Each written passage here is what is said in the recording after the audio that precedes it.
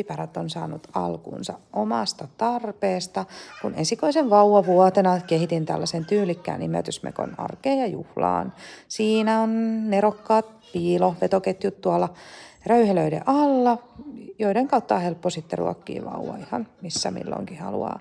Samalla mä tein silloin omalle tytölle tällaisia hiusrutetteja ja ei sit aikaakaan, kun mehän oltiin sit jo valikoima vähän kasvoja. Mä tosiaan rakastan tosi paljon ideoida kaikkea uutta, värikästä, hauskaa. Mun mielestä lapsilla on kivaa, kun ne saa valita omaa tyyliä ja käyttää omanlaisia juttuja.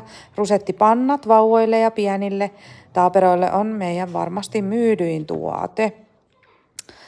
Kotiompelijat ompelee meille näitä ja onneksi mun ei tarvi enää itse yrittää pelkästään yksinään, koska mulla on myös sisko ja ystävät kannustamassa tässä mukana.